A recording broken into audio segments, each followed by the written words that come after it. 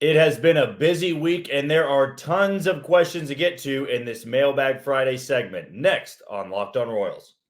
You are Locked On Royals, your daily Kansas City Royals podcast. Part of the Locked On Podcast Network, your team every day.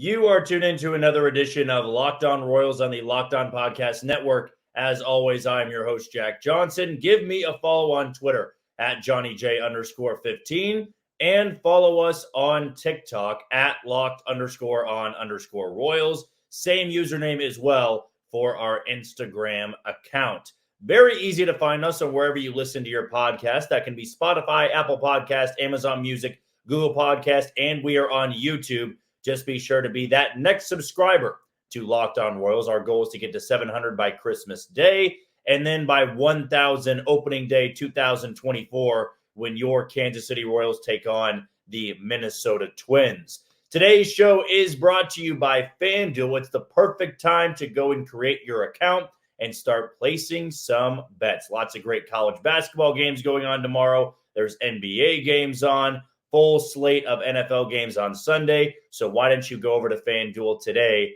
and start placing those bets? If you are a first-time listener, of course, welcome in. And I'm just a regular Royals fan, as I'm sure you are, tuning into some off-season content.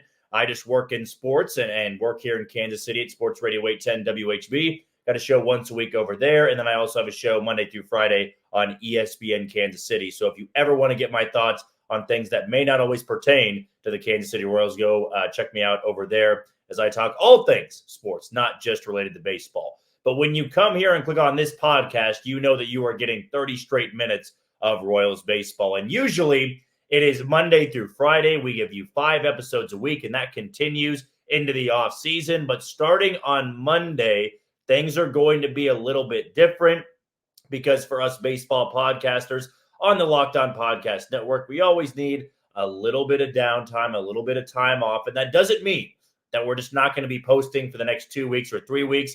But starting Monday till around the time of spring training, we are going to dip to 3 podcast episodes a week, not 5. So not every single day. Won't always be as consistent Monday, Wednesday, Friday, or Tuesday, Wednesday, Thursday. We'll jump around a little bit depending on what news breaks. If we've got some guests to come on, just be a little bit flexible in that regard. But that is going to be the programming note moving forward, that 3 episodes a week will start on Monday. But again, if there's some big-time breaking news, a big-time trade, we'll always be sure to get an extra podcast episode up if it is worthy to. And if we don't cover all of it in just one podcast episode that week. So be on the lookout for that, but always be sure to subscribe and comment on YouTube and comment on Twitter, again, at JohnnyJ_15. That's at JOHNYJ_15. Well, it is a Friday. It's my favorite show of the week, a Mailbag Friday segment, because we really let the listener dictate the show, what we want to talk about, what the followers want to talk about, any questions, any pressing questions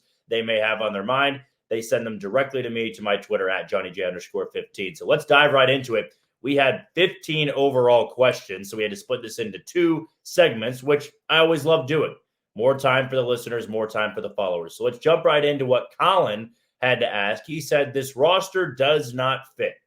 When are they going to do something about it and make trades of significance that actually hurt a little? And I do get what you mean by that. When are they going to make significant trades? And I think we had a little bit of movement earlier this morning when Ken Rosenthal reported that the Royals have been very aggressive looking for starters in the free agent market, but also aggressive in looking for starters via trade. And they've been engaged with talks with Seattle about their rotation and with Miami. And I think those are 2 options that are really great for young pitching.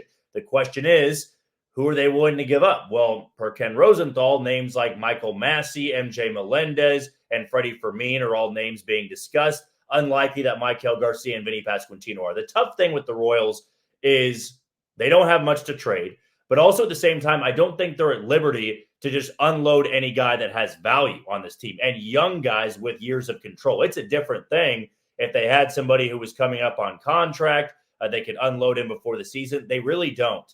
I would say the one guy that would make the most sense to trade is Brady Singer, but they need help in the rotation.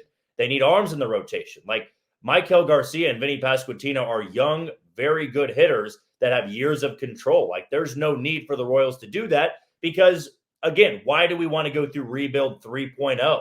And is there any guarantee the Royals get the right guys in trading away Michael Garcia and Pasquantino? I don't see it.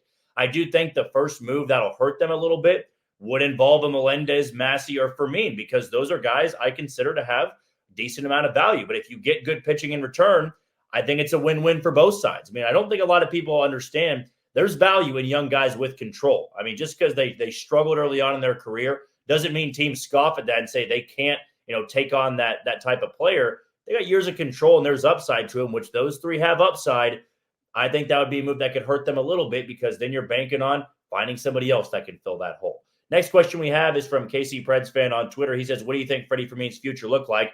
Well, we just talked about him a little bit there, and Ken Rosenthal brought his name up as somebody being discussed in trade. Freddie Fermin is a guy that I love to watch play. I think he's an easy guy to root for, but he's also a stopgap guy. He is not somebody I pencil in for the next 3 to 4 years in a Royals uniform, largely in part because he's an older rookie.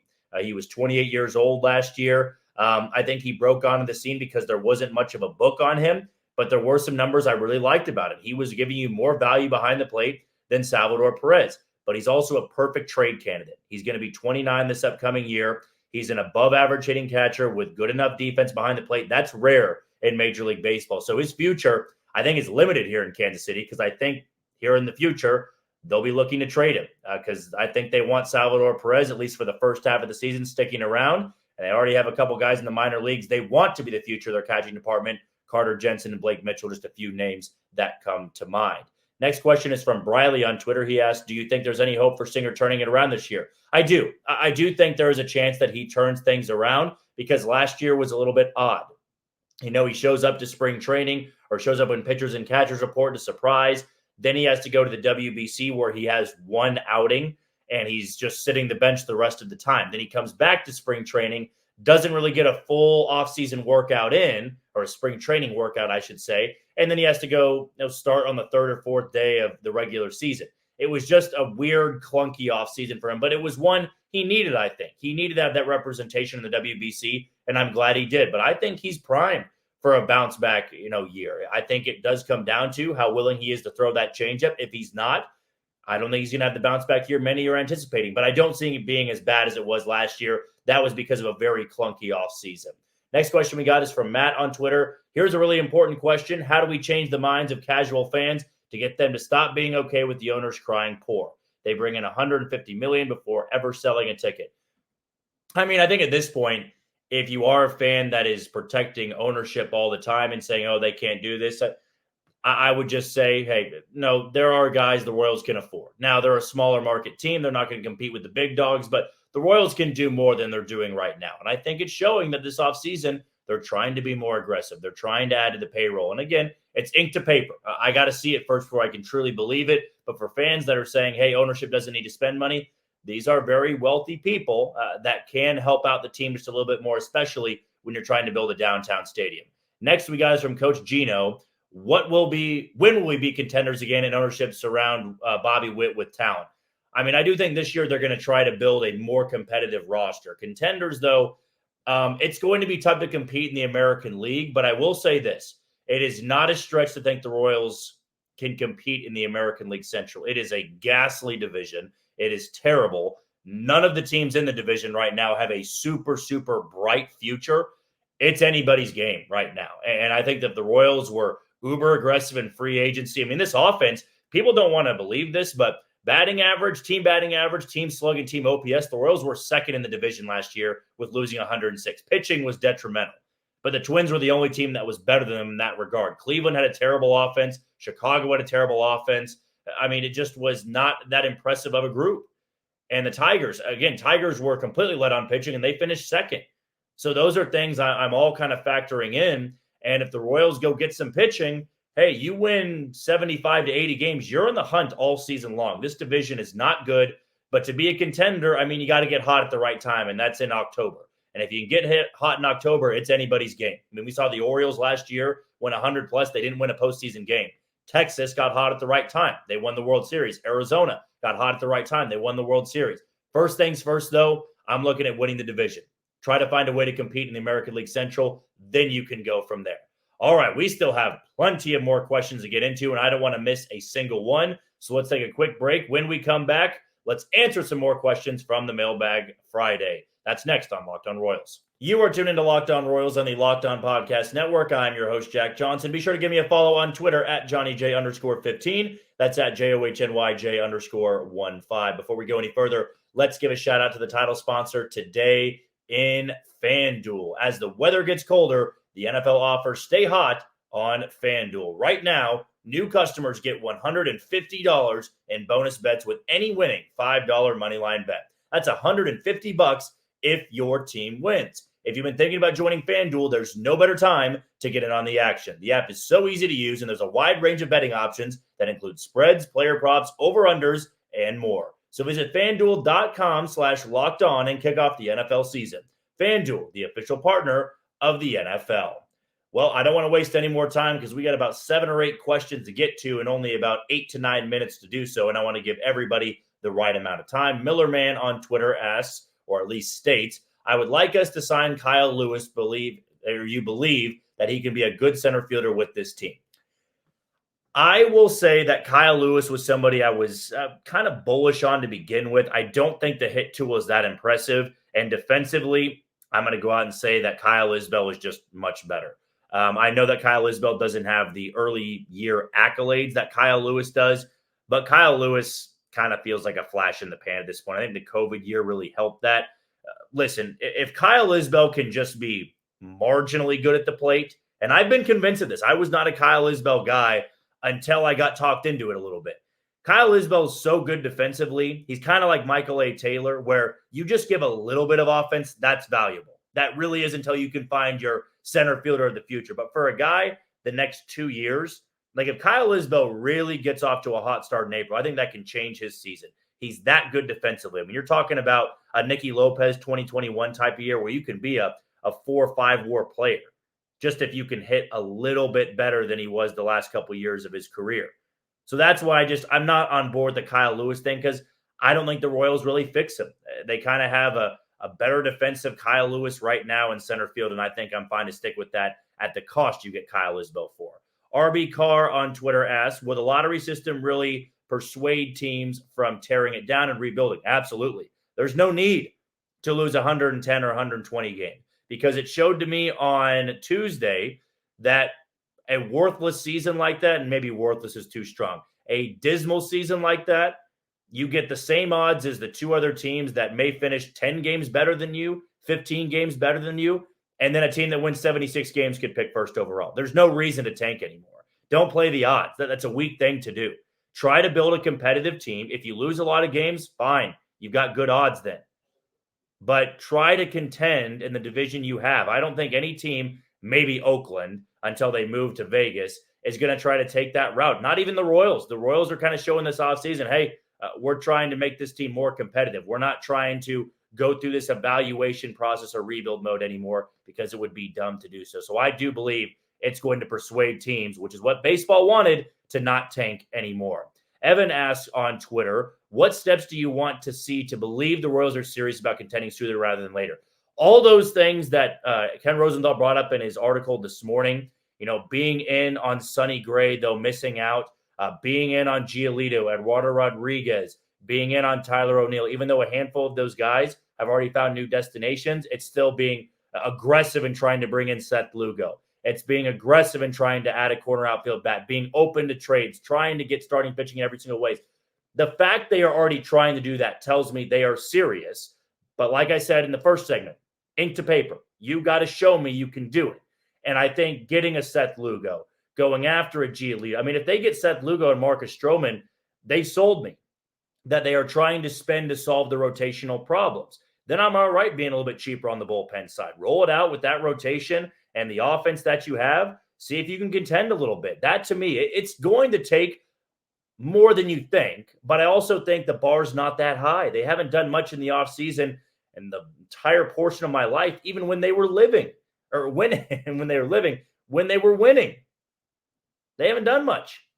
And I guess I could say when they were living in the offseason, yeah, they haven't done it really. They never really did under Dayton Moore, and they didn't in the first year under JJ Picollo. They show they can add more than 20 million, 30 million, 35 million in payroll. I believe they are trying to contend in the division that is incredibly weak. So I would be on board with it. Millerman also asked again on Twitter, Giolito and Lugo need to be the top two on our list right now, or at least state. So you had two comments on it more so than questions. I'm not opposed to that. If you get Giolito and Lugo, the two pieces you wanted in free agency, you pair them with Reagans and Singer, make a trade to grab a fifth guy in the rotation, let's roll, man.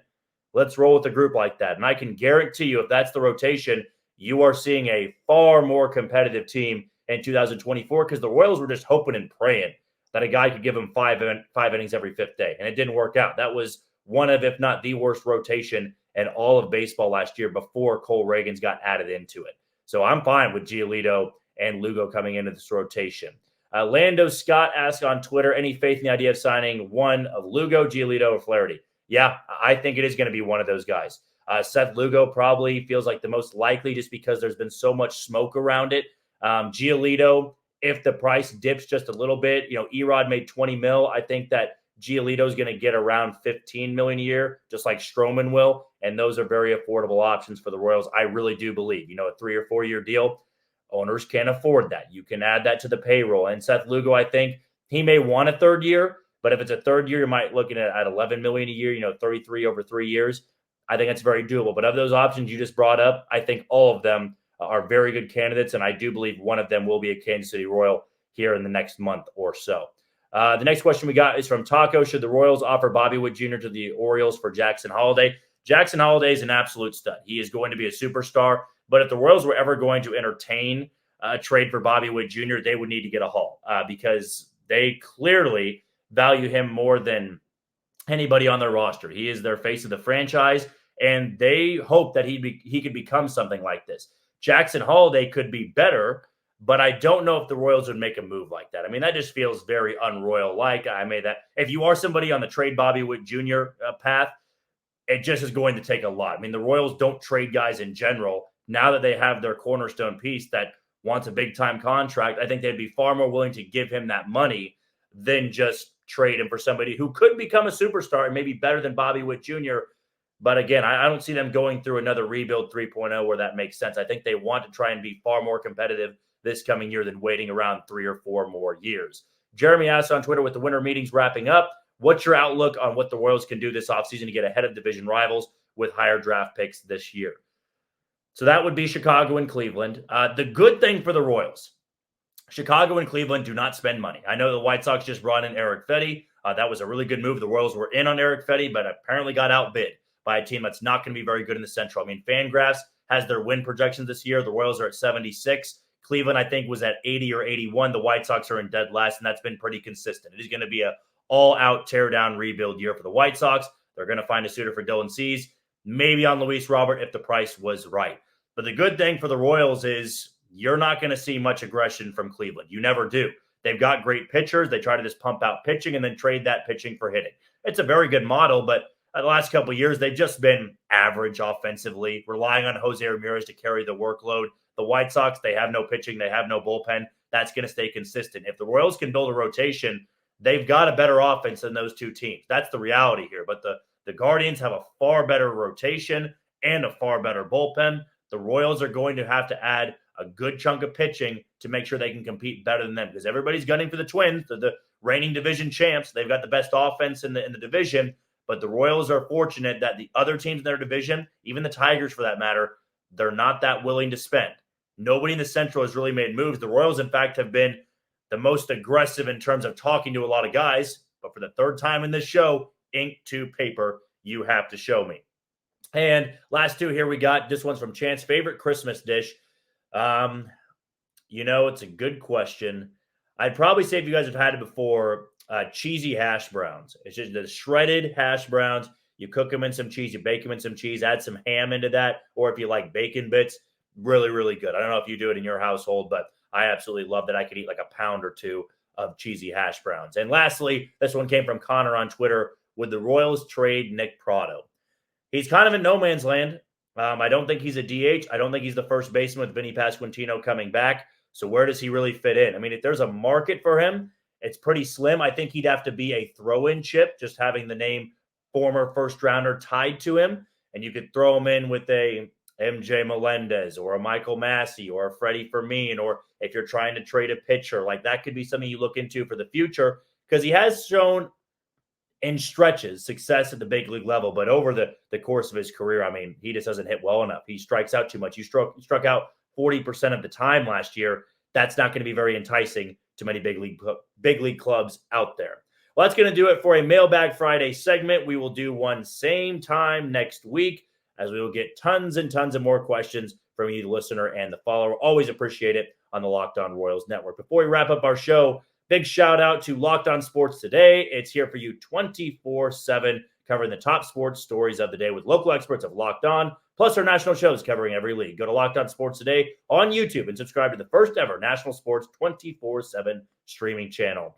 When we come back, I do want to dive into the Royals' aggressiveness and if it should make you feel good about this offseason. That's next on Locked On Royals. You are tuned into Locked On Royals on the Locked On Podcast Network. I'm your host, Jack Johnson. Give me a follow on Twitter at JohnnyJ_15 and follow us on TikTok or Instagram at Locked_on_Royals. Well, it has been a whirlwind of a day, and it's a whirlwind that hasn't resulted in anything yet. So that's kind of the weird thing that has happened with the Kansas City Royals today. Is I woke up at about 7 a.m. this morning, and I see this tweet from Royals Review. It is a quote tweet of Ken Rosenthal's article, and I always love to go through those because you never know if your team's going to be mentioned. But very few times had I seen the Royals in the tweet, mentioned in this tweet. Usually lists about 4 to 5 teams, what he's been hearing, the winter meetings, the wrap-up, stuff like that. But the Royals were listed. And it was saying the Royals have been aggressive in the starting pitching market. And I'm going, okay, well, let's read about this. Let's see what's going on. And we know that J.J. McCullough had said that some of the guys that had signed, they'd been in on. And my mind immediately went to Kyle Gibson. Kyle Gibson signed a 1 year, I think a $12 million deal with the Cardinals. Very affordable. The Royals could have done that in a heartbeat. Zach Greinke signed for more last season. That's what my mind went to. And then in this Ken Rosenthal piece, it stated that the Royals were going after Sonny Gray, who signed a deal worth $25 million a year, 3 years, $75. Now, it's very possible the Royals came in at $20 million or $18 million, and Sonny Gray just never even entertained that. But they were shooting high for a big-name free agent pitcher to add to this rotation. And then some more names are listed. The Royals were in on Eric Fedde, who you heard on the show before this week. That was a guy I really liked. I thought, coming over from the KBO, won the MVP over there, had really kind of retuned himself, reinvented himself, and the White Sox took him on a 2-year, $15 million deal. That was less than what Jordan Lyles made last year.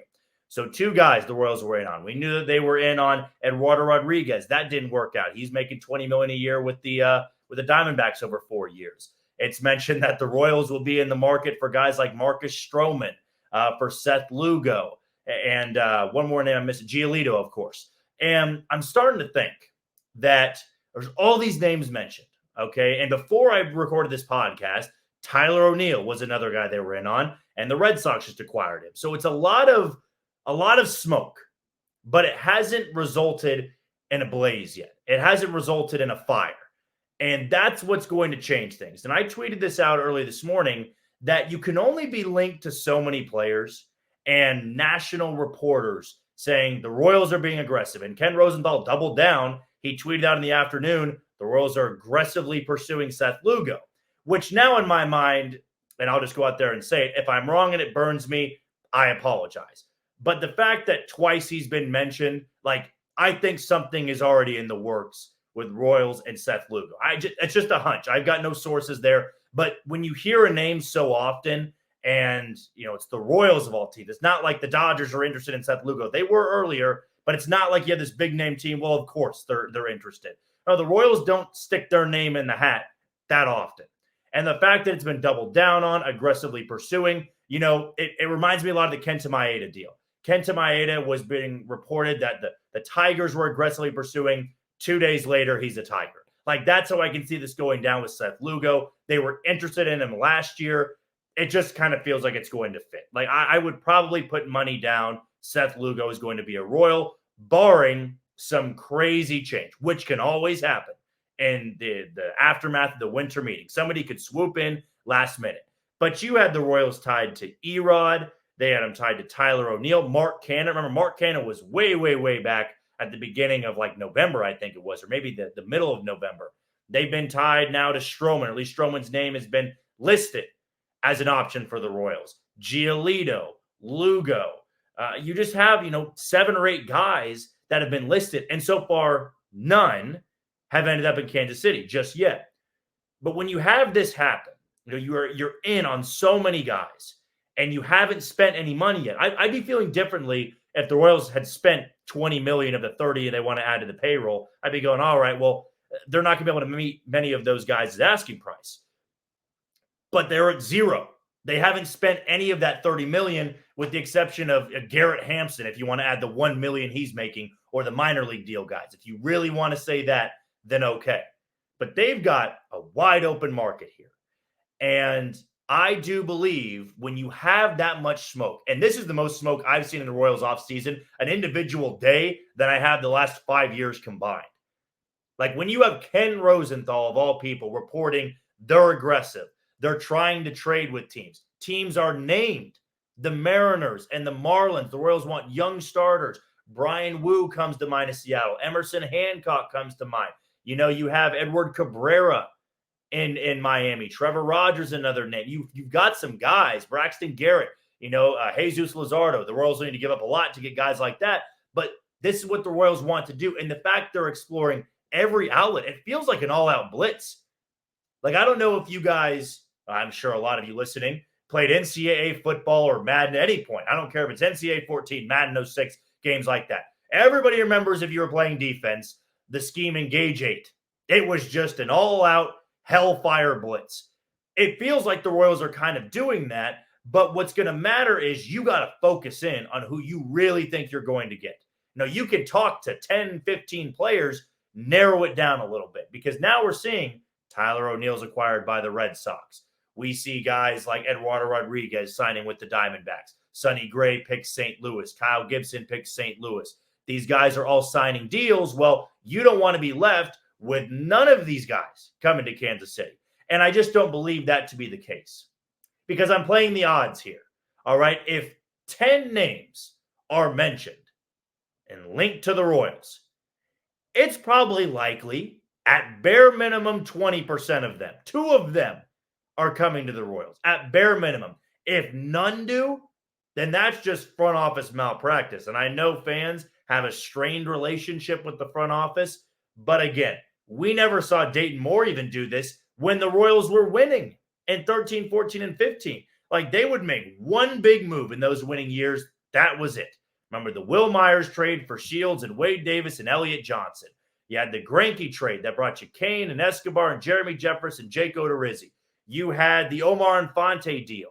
I guess that was paired in 2013 in the Aoki deal. So maybe that was the last time I remember a lot of moves happened. In 14, not a ton happened. In 15, Edinson Volquez. You had Chris Young. Okay, so you had some marginal moves, but not big ones. 14, you brought in Jason Vargas. Like, this is going to come down to, can you put the ink to paper? I should just title the podcast episode that, Ink to Paper. But to me, it's good they're listed with so many of these guys, because these are guys that can significantly help the team. If you add a Seth Lugo, you add a Giolito, the same rotation, and you get Reagans, and you get Singer, and you get a bounce-back Singer, I should say. Maybe you trade somebody for a Brian Wu. I'm just throwing a name out there for Seattle. Or, you have Seattle pay a ton of the contract to Robbie Ray, who will join midseason. Like, you could build a decent rotation that's top 10 in the AL. And if you can piece together a bullpen, which is always affordable, you can be competitive all year long. The division is that bad. Nobody's going to run away with the division in the Central. Teams are going to get hot at different times, and you're going to hope by the time September rolls around, you're within striking distance. And if you build a team that's good enough, can stay healthy enough, you're going to be right there when it's all said and done. Well, that's going to do it for another edition of Mailbag Friday and Locked On Royals on the Locked On Podcast Network. I've been your host, Jack Johnson. Always be sure to give me a follow at JohnnyJ_15. Before we wrap things up for the weekend, one last shout out to Locked On Sports Today. It is here for you 24/7, covering the top sports stories of the day with the local experts of Locked On, plus our national shows covering every league. Go to Locked On Sports Today on YouTube and subscribe to the first ever national sports 24/7 streaming channel. A reminder, at beginning next week until about spring training, we'll have 3 episodes a week instead of 5, So just going to take a little bit of time off, more time to relax and enjoy the off season, but we'll still have some hard hitting content beginning on Monday. But until then, you take it easy, Kansas City.